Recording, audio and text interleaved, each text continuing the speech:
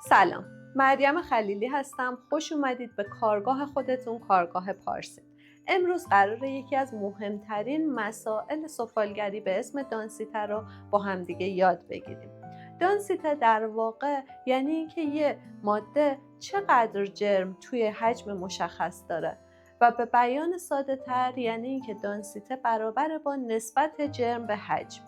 توی سفالگری دانسیته یکی از مهمترین ویژگی‌های مواد اولیه گل و لعابه که بر روی کیفیت و استحکام، جذب آب بدنه و حتی رنگ نهایی سفالمون تأثیر داره.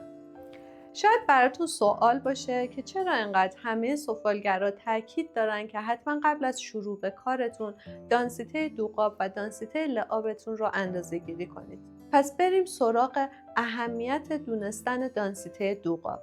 اولین علتش اینه که ما با دونستن دانسیته مناسب متوجه میشیم که چقدر آب لازمه که به مواد خشک بدنمون اضافه کنیم. دومین دلیلش اینه که دانسیته مناسب دوغاب باعث افزایش کیفیت و استحکام قطعمون میشه و اون رو در برابر فشار و ضربه مقاوم میکنه. سومین دلیل اینه که دانسیته مناسب دوغاب باعث میشه که بدنمون در حین خشک شدن کمتر دچار انقباض بشه و به صورت یک نواختری خشک بشه و در کل از ترک خوردن و نقص توی فرایند خشک شدن جلوگیری میکنه. دلیل چهارمش اینه که دانسیته حتی بر جذب آب بدنمون هم تاثیر داره. و دلیل آخر این که مواد با دانسیته بالاتر سریعتر سرد میشن و باعث ایجاد تنش تو قطعه میشن، در صورتی که مواد با دانسیته مناسب باعث میشه که پروسه سرد شدن به آرومی طی بشه و قطعه دچار ترک یا شکست نشه. خب الان بریم سراغ محاسبه دانسیتمون که الان من میخوام دانسیته دوغابمون رو اندازه بگیرم. برای این کار احتیاج داریم به ترازو، استوانه مدرج، دوغابمون و یه صافی. اولین کاری که میکنید ترازو رو روشن کنید، استوانه مدرجتون رو بذارید روش و ترازوتون رو صفر کنید. بعد مواد دوغابتون رو از صافی رد کنید و به مقدار 100 cc از این مواد رو داخل استوانه مدرجتون بریزید.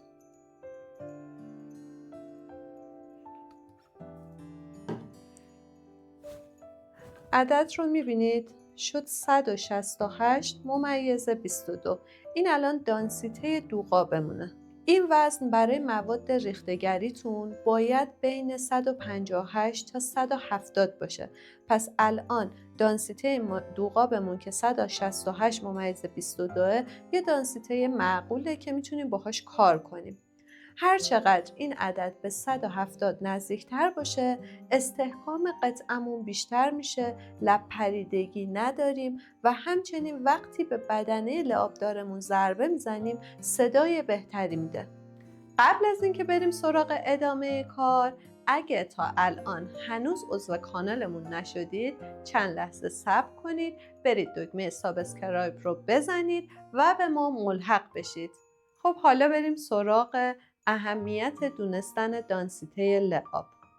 اولین دلیل اینه که با دونستن دانسیته لعابمون ما میتونیم متوجه بشیم که چقدر آب لازمه که به مواد خشک لعابمون اضافه کنیم. دومین دلیل اینه که دانسیته لعاب بر ضخامت و چگونگی پوشش‌دهی سطح سفال تأثیر میذاره. لعاب‌هایی با دانسیته بالا ممکنه روی سطح ظرفمون به صورت ضخیم بشینه و باعث ایجاد ترک بشه.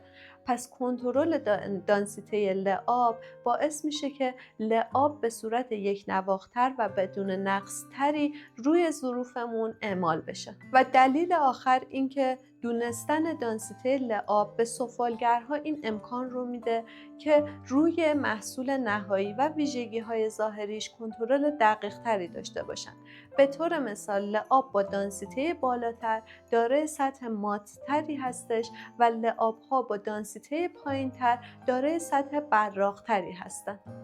محاسبه دانسیته لعابمون کاملا مشابه محاسبه دانسیته دوغابمونه که من براتون انجام دادم، با این تفاوت که عددی که روی ترازو نشون میده برای لعاب باید متفاوت باشه. اگر شما لعابتون رو به روش اسپری کردن و با استفاده از پیستوله اعمال میکنید، باید دانسیتش بین 135 تا 143 باشه. ولی اگر شما لعابتون رو به روش قوطه‌وری و یا دیپ اعمال میکنید، باید دانسیتش بین 128 تا 133 باشه. به طور کلی دونستن و کنترل دانسیته توی سفالگری خیلی مهمه و دقیقاً مثل تنظیم بنیان یه ساختمونه.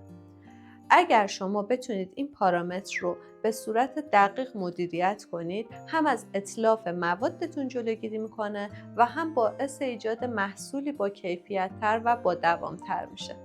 ممنونم ازتون که تا اینجای ویدیو ما رو همراهی کردید.